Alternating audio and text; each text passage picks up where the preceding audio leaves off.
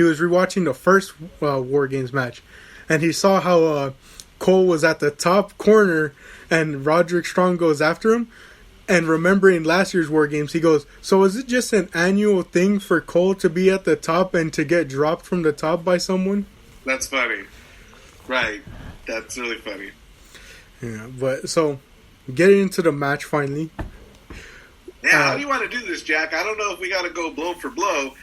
Because the thing's like, I don't know, 20 minutes just to get everybody in the ring. Yeah. I mean, it was really interesting to see Kai and Ember Moon start off. I think they knew that the two of them could really go, so it was kind of a warm-up. I did predict that as soon as either Rhea or Raquel went in, one of the two would be the next to follow. You know, get the powerhouses in there. I don't think it was a surprise that Candice is the last one in. Yeah. Sort of like letting everyone do her dirty work. Yeah. My dad was surprised to see Shotzi go in so early. He thought the captains would be the last two to go in, but yeah, Shotzi goes in, and then again Rhea, Raquel, and Toni Storm join. Yeah, I think it's like just to make an even starker contrast between the two captains. One's a fighting captain on the front line, let me at him, and one is a female Pat McAfee. Yeah. You go. I was really surprised that Indy Hartwell. I always have to say her name slow because, you know, I haven't committed it to memory. Mm-hmm. Her first name's Indy. But I was really surprised she wasn't in this match. But I guess she's so, like, new. I don't know. It's maybe out of her wheelhouse. Except Raquel Gonzalez, I don't think is very experienced. Yeah. I guess it kind of confused me, too, especially because, you know, when they turned Toni Storm heel. Right. Which, you know, it can be interesting. I can trust NXT to handle that. But like at the same time, it was kind of weird. It was like it almost felt random, you know. But you know, I also really appreciated like the tactical reasoning, being that there's somebody on the outside that you didn't see coming because you forgot she existed, wearing that neck brace, like you know what I mean? Yeah. The whatever that Ember Moon move is, it's so devastating, right? Yeah. Which is funny because of one of the spots that ends up happening later in this match that I'll bring up. But yeah, I found it funny how just a regular Eclipse is what put Indy in a neck brace. For 2 weeks. Yeah. There was a spot in here. I think it was when Shotzi enters. She brings out the toolbox.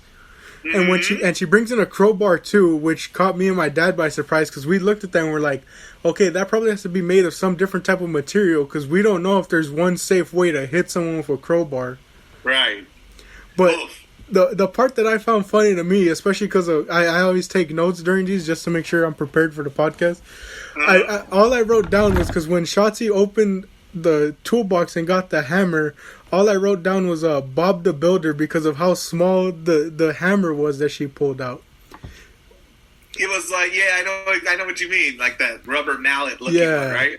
Yeah. But it looked like it hurt something fierce. My dad and I both winced and went, whoa! Yeah, especially because normally, as we know, you know, in WWE, when someone brings out like the regular sledgehammers, you get usually hit with the other person's hand because they put their hand over the sledgehammer's head, so you don't get the full damage. By the way, it's still a devastating move. If you've got something heavy in your hand, that punch becomes more lethal. Yeah. Right? So it never bothered me as much as it did a lot of people. Yeah. It looked like Triple H was really buffering the impact. Yeah. But nah, Rhea went fistful of handle, wham, into the small of her back. It's crazy. Yeah. Well, that's what caught me and my dad by surprise because there was some spots where they weren't covering the handle. They were just fully letting it hit the person. So I was like, man, they're really going all out for these. All right, Jack, I think what we got to do is kind of think like in spots. What other spot stood out to you? There's a spot where Rhea took off her belt that she had on, and she gets Dakota and kind of wraps her arms behind her. And I'm going to give props to Dakota Kai. I saw a lot of people saying she was MVP of this match, and I will agree solely because she took so many crazy bumps in it. This spot, Rhea kind of gets her arms Dakota's arms behind her back with the belt, and she throws her, and she just goes full impact into the cage without like getting any cover, just thrown fully like how would you say kind of just like dead into the cage, like unprotected. You know, I must have missed it in all the excitement, but I'll put in my Dakota Kai vote for MVP of the match because Ember Moon in a really contrived and dangerous spot. I knew everyone was okay because they kept replaying it, but it was so devastating to watch over and over again. Ember Moon. Let me try to paint a picture for the audience. Moonsaults so that she lands in front of Dakota Kai, grabs her neck in a stunner. But wait, there's more. Because they're going to bring that stunner into these chairs that were set up. So you're basically guillotining Dakota Kai on these chairs. And somehow, Jack, she starts the move behind the chairs upright, and then she ends the move in front of the chairs, like on her back. And I don't even know how she traversed that space. Yeah, that spot was insane. I can't believe Kai took that. That's why I said I found it funny that we're supposed to believe Indy Hartwell is in a neck brace from a normal Eclipse, but Dakota Kai who's much smaller than Indy Hartwell, is able to take that spot. Man, like I saw that and I was like, wow. She's got more HP points, Jack, obviously. It's because she's a veteran. She's more leveled up, She's able to take that. That's how that works. That's how the sport works. Yeah, but that Eclipse was insane. I will say a good bit of storytelling, again played up by the commentary team, was they were going on about how everyone was considering Io Shirai the wild card for the match. Saying that like she's really what's going to change the pace for Shotzi's team. Right. When she was the final member to get in from Team Shotzi, they did everything they could. Team LeRae at the time, which was Raquel, Tony, and Dakota Kai, they did everything they could to make sure that she would not enter that cage. They were holding the door shut. They were attacking her outside. They even got a lock to lock the door for her to not get in. I thought that was like really good story, and like it really made Io look as strong as she should because she's the women's champion. So she looks strong in the perception of the heels that are trying to neutralize her. Yeah. But she finds a way in, Jack. They lock that cage door, and Indy Hartwell hides the key down her blouse because evil. But Io Shirai finds a way in. How? So, it's funny that my dad catches this because what gives it away is the ref starting to look up. But all the wrestlers start crowding up in the second ring. And usually when they start crowding up, that's when okay, some big spot's going to happen. True. Hey, you know what's funny? If it's not the ref in a live audience situation, it's always the crowd. They'll all start to, like lemurs, lemmings, look in one direction. But I 100% picked up on the fact that everyone is bunched together. It looks like they're getting closer and closer to each other. Yeah, your camera pans out to reveal the NXT Women's Champion standing on the top of that cage. And I think a theme for this episode or this NXT event is, but wait, there's more. Yeah, she's standing on top of the cage, and what does she have in hand? A trash can. And you kind of think to yourself, well, what is she gonna do with the trash can? Some people were expecting her to throw it down, but no.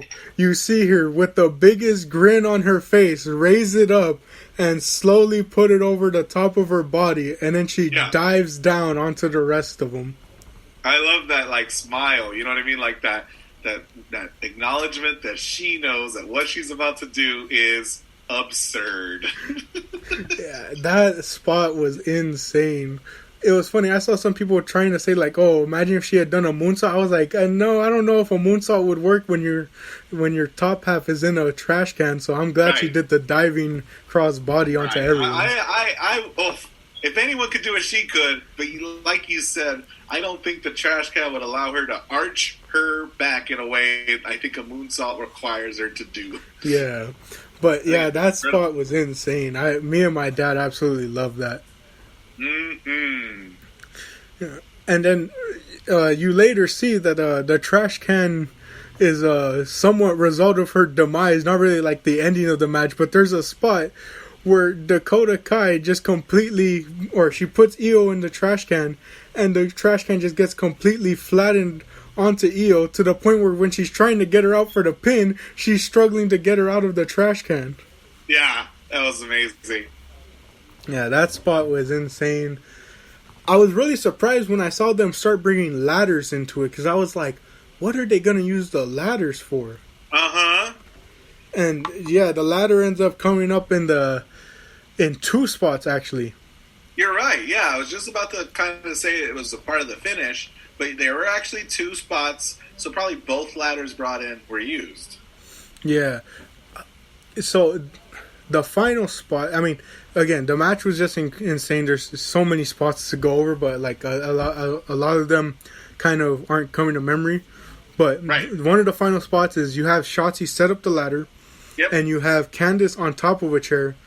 And I saw this kind of as if it was the finish, it would have been kind of a callback to the first War Games in NXT, where Candice kind of gets another chair, thinking like she can put it on top of her to protect her. But all it does is do damage to her, but also Shotzi. Right. And then that's when you cut and see there's a ladder set up in the middle. And you see them kind of trying to go for another Tower of Doom spot that they kind of did earlier in the match. Right. But instead, I think Rhea or Ember, one of the two, gets taken out by one of the other members. And then Io is caught by Raquel. And it almost looks like Io's going to go to the top of the cage again, because Raquel tries to get her up for a powerbomb, and it looks like she's going to start climbing. Mm-hmm. But Raquel continues to be on her, and then she power bombs her straight through that ladder set up in the middle and covers her for the win. Well, I was very surprised. I mean, I think I was surprised that the faces didn't win, and I'm also surprised that Raquel of the entire team got the pinfall victory. Yeah. Over Io! Yeah. Goodness. I told my dad, I was like, before the match happened, I told him the only reason I could see the heels maybe getting a win is like, because I saw an argument for it and it made sense to me, was, you want to make your heels look like credible threats, Mm-hmm. Especially because, if you're considering Io a face right now, you need heels to go against her, and build stories with her. Mm-hmm. So this was their kind of way, and it also built up Raquel as a threat because, with past knowledge, they're probably going to go down the route, like you said, of them having a pinfall over the champion gives them a shot at the title. Mm-hmm. And, it's a fresh opponent because, we've already seen Dakota try and challenge Io. We've seen Candice try and challenge her. Yeah. So, it was, I saw that as it, but at the same time, I really think one of the other women should have taken the pinfall and, like you said, used the victory over that team to say, well, technically we got a victory over the champion. You're right. Because when we saw it happen, like the first thing I looked at my dad and I was telling him later on in the day, I was like, it pains me because they're doing the same thing with Sami Zayn on SmackDown. Why are you making your champion take the pinfalls, Also true.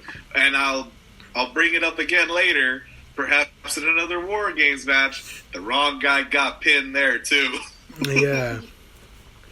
But yeah. Spoiler alert.